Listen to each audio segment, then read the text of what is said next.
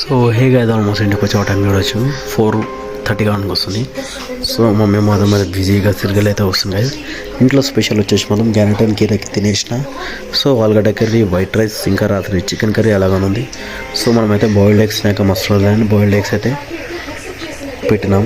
So guys ఈ గుడ్డు పెద్దది చిన్నది రెండు కాస్ట్లు అలాగలాగా గైస్. వాతావరణం అయితే ఫుల్ అంటే ఫుల్ కూల్ ఉంది, వర్షం అట్లట్టు ఉంది కానీ పడది.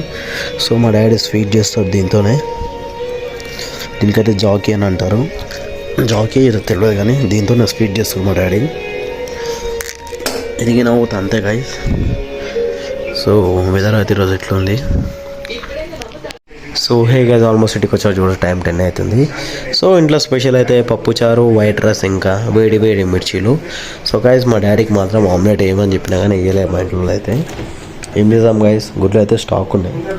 సో పెద్ద పెద్ద గుడ్లు. సో కోక్ టిన్ అయితే తీసుకొచ్చిన గైస్ మా ఇంట్లోకి.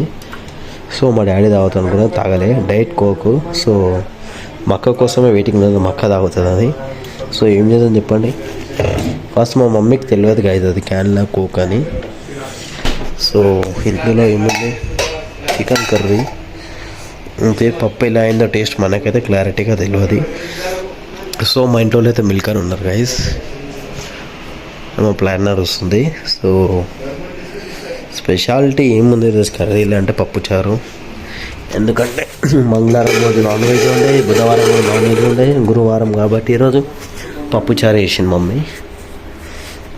ఏం చేద్దాం చెప్పండి. ఇక నేను మన అంటే మాత్రం నొల్లి అవుతుంది కదా ఇంట్లో. ఏం డిస్టర్బెన్స్ చేయకుండా మనం తిని జరిగిపోవడం బెస్ట్.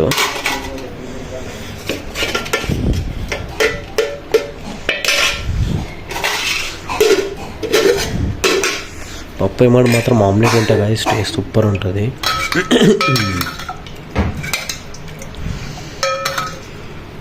నాయన 2 ఆమ్లెట్లు అయ్యి. సో ఇదే గైస్ మన లంచ్లో, మన డిన్నర్లో స్పెషల్.